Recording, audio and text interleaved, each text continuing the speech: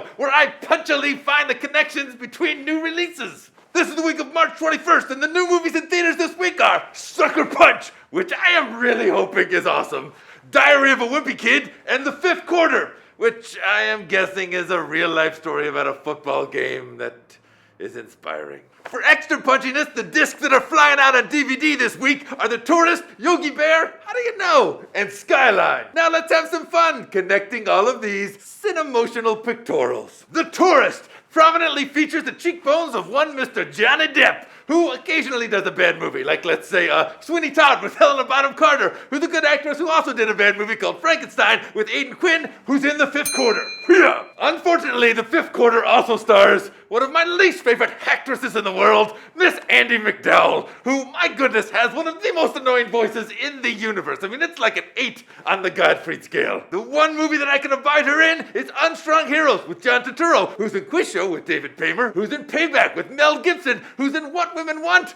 with Eric Balfour of Skyline. Whew.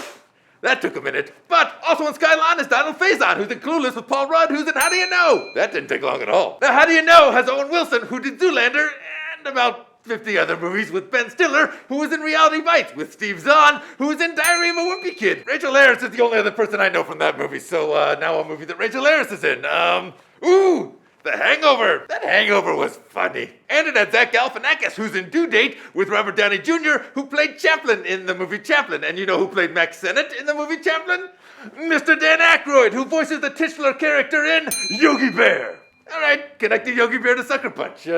This should be interesting. Okay, the obligatory love interest in Yogi Bear is Anna Faris. Anna Faris was also the obligatory love interest in Observe and Report, where the bad guy was Ray Liotta. Ray Liotta was in Goodfellas with Robert Spanish Money. Robert De Niro was in the movie Frankenstein, which you mentioned earlier, but he's also in Limitless, which thankfully came out last week and stars Avi Cornish of Sucker Punch. Now, Sucker Punch, which I really hope is good, has Miss Emily Browning in it, which, if you recall, she was the creepy little girl in a movie called Ghost Ship, which also had Gabriel Byrne. Now, Gabriel Byrne, back in the day, was the bad guy in a movie called Cool World. The good guy in that movie was Brad Pitt. Brad Pitt later did a movie called Mr. and Mrs. Smith, where he met his wife, Angelina Jolie of The Tourist. A lot of bad guys and bad actors this week. I wonder if the Ninja Council would let me kill Andie MacDowell. Post your most interesting connections for this week's movies in the comments below. We'll send one random commenter a t-shirt. I'll see you next week on the Ninja Movie Show, where I always get the final cut. Hiya!